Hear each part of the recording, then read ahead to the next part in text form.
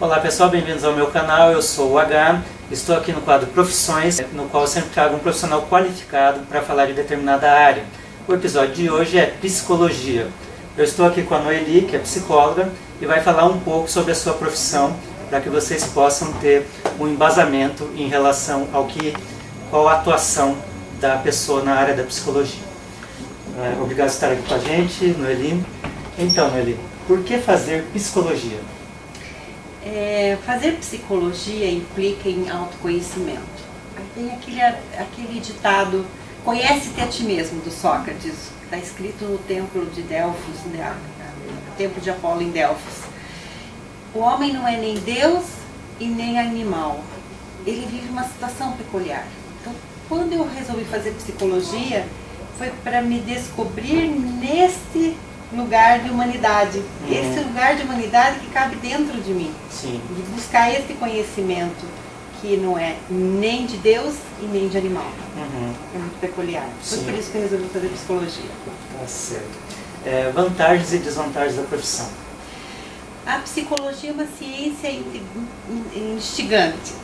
Ela é uma ciência que incita a gente a conhecer os mundos internos para poder aplicar nos mundos externos.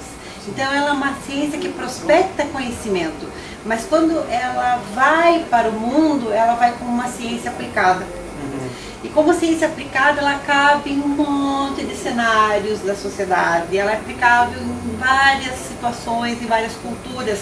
Então aquilo que ela produz, ela vira meio, que é fim dentro dela, vira meio em outras áreas. Então esta é uma questão que ao mesmo tempo diversifica, mas desfigura um pouco a psicologia, né? É quase como um budismo, né? É algo que passa pela vibe espiritual, conhecer aquilo que é subjetivo, né? Então a subjetividade tem esse caráter. A gente vem para dentro, descobrir isso aqui e desvelar isso no que está fora. Certo. Nas várias áreas e situações que a cultura nos coloca, né? Alguma desvantagem? Justamente a vantagem é ter esse aprofundamento. A desvantagem é que quando ela é aplicada, ela se desfigura, porque daí ela vai dentro da vibe de outras áreas. Então ela se alinha. Então ela se desfigura, mas ao mesmo tempo ela soma, né? Ela não tem aquele caráter puro. Sim. Não é pura. Né? Então você acha assim que uma vantagem seria toda essa descoberta e uma desvantagem você não poder passar esse conhecimento, essa coisa da Ele não fica puro, ele é aplicado. Ele só tem sentido ser aplicado. Tá certo. Né? A senhora acha que se realizou com a profissão? Olha, eu, como todo mundo, comecei na área de RH, na área de gestão de pessoas, hoje em dia se fala assim. A área clínica, ela exige um autoconhecimento, isso a gente vai se conhecendo com o tempo. Então, foi muito importante para mim, quando comecei com recursos humanos, para me colocar no papel, para viver o papel. E uma das coisas principais que a gente tem, que são os nossos instrumentos de trabalho, é a avaliação psicológica, os famosos testes. Sim. Então, é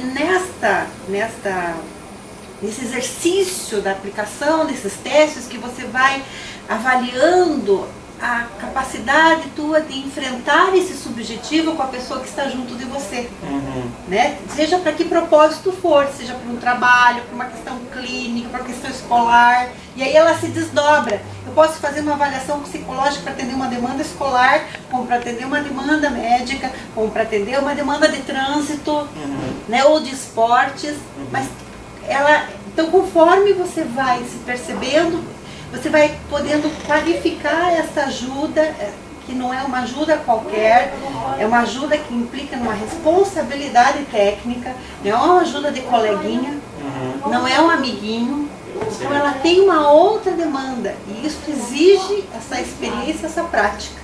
E esse autoconhecimento que as próprias questões de terapia ajudam a gente a passar pelos processos terapêuticos, ajudam a gente a superar e progredir na nossa própria subjetividade enquanto profissional. Mas a senhora entende que atingiu todos os objetivos com essa profissão ou tem alguma coisa a mais que a senhora ainda queira fazer? Eu sou assim muito eclética. A gente não pode ficar preso numa escola.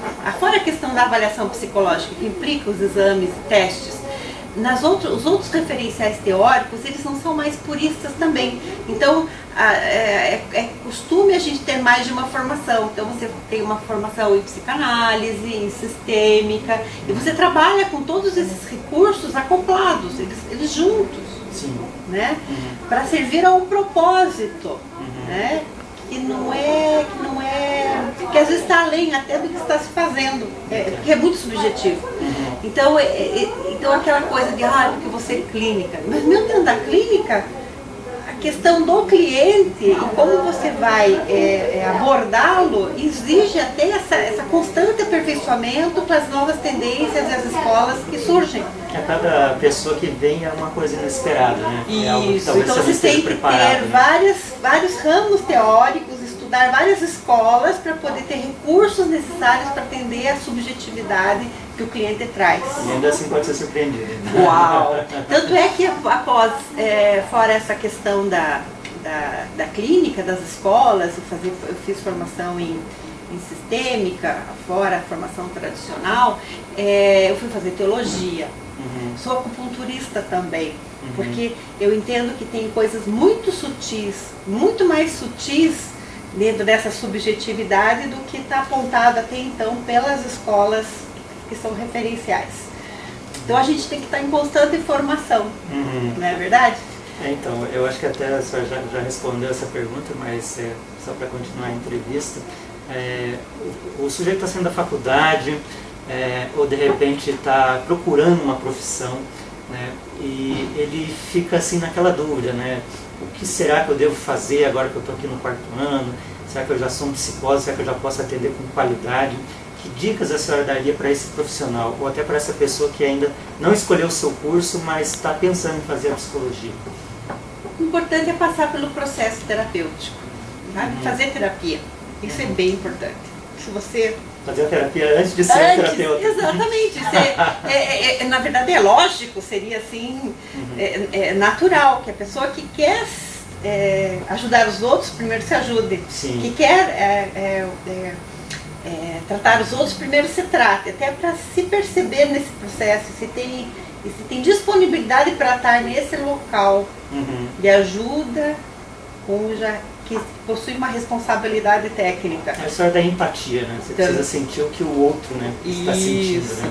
Então isso é bem importante, essa questão de fazer a terapia. Segundo, fazer estágio. Gente, estágio é fundamental. Onde tiver possibilidade, vão experimentar. Eu fiz vários estágios na área de escolar, na área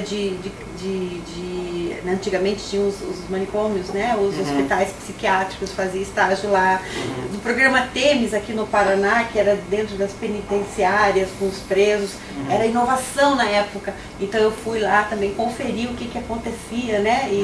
Tanto é que vim parar na parte jurídica, né? Eu atuo quase há 20 anos no Ministério Público do Estado do Paraná como psicóloga. Sim. Então realmente ali também me ajudou a ter uma noção do que significa ajuda dentro dessa questão jurídica. Os manicômios e os presídios são locais muito ricos, né, em termos de psicologia, para se entender do que trata o ser humano. São locais ricos em subjetividade, né? Onde a subjetividade ali precisa ser melhor, como é que se diz? Observada, né? Observada estudada, e trabalhada isso. também. Né? Mesmo porque é uma demanda social crescente de cidadania no país. Sim. Né? E eu creio que até as demandas de psicologia jurídica vêm, porque a partir de 88 a nossa Constituição Cidadã exige que você olhe o sujeito pelo que ele é por inteiro. E aí então as questões de psicologia do sujeito, a sua peculiaridade, elas são chamadas, são listadas nos processos. Certo. Né? Então a senhora disse que tem uma experiência muito ampla, que já atuou em várias áreas, escolares, presídios, manicômios, inclusive há 20 anos na área jurídica. Imagine que de repente tudo isso se vá, que a senhora perca todo o seu prestígio, que a senhora perca todo o seu dinheiro, que a senhora perca até toda a sua experiência. Se a senhora tivesse que começar de novo, a senhora começaria na mesma profissão ou tentaria uma outra área? Até estando assim a par, né, de todas essas áreas que passaram assim, pelas suas vidas, se a senhora tentaria entrar para um novo mundo? Eu acho assim, eu sou uma pessoa que soma. A minha característica pessoal do Conhece-te a Ti Mesmo é somar. Então, veja, eu sou técnica em contabilidade. Eu sou acupunturista, sou pós-graduada em administração pública, né? Sou teóloga, eu tenho várias formações. Eu sempre fui uma pessoa curiosa. Certo. Então, o que eu faço? Em cada movimento que eu vou fazer, eu procuro levar tudo isso junto. Porque é impossível separar o homem da sua alma. Né? Eu sinto assim que a psicologia faz parte da minha alma. Então eu não poderia me desvencilhar dela, nem que eu quisesse. Né? E eu creio que isso é uma questão de vocação.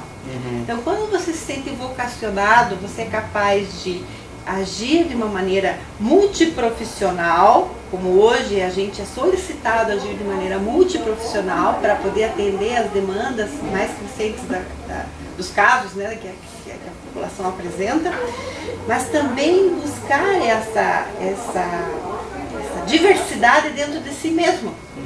Né? Não ficar estacionado, buscar esses recursos internos. Todo aprendizado é um ganho, né? Isso. E dá para ser somado. E integrar isso em novas possibilidades, em novos valores, estudar, sabe? Se manter sempre atualizado, isso é muito importante.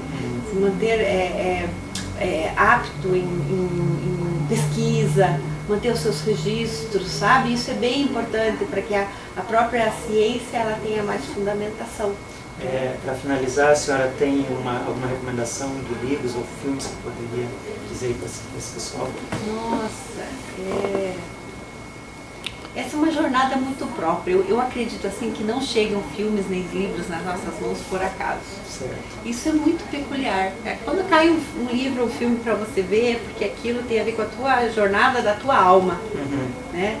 Eu não poderia dizer que ela seja assim comum a todos, mas um filme que eu gostei muito é Comer, Rezar e Amar, que fala de uma jornada de alma. Sob o Sol de Toscana também fala de uma jornada da alma, uma pessoa que está buscando a ressignificação da sua vida.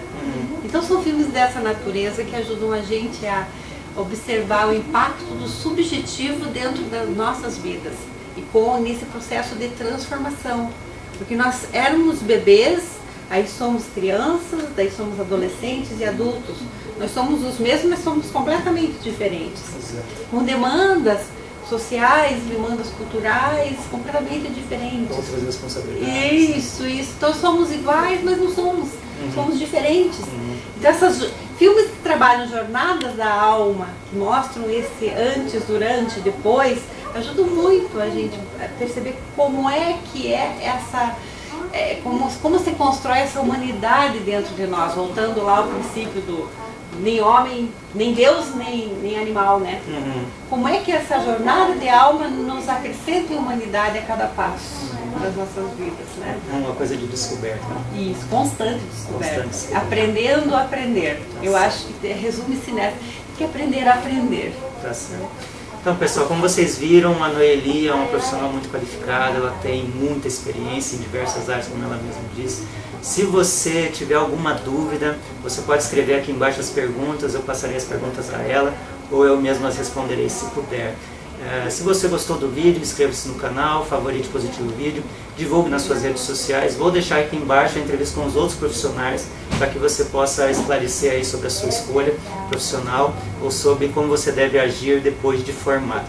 Bom dia, boa tarde, boa noite e boa hora.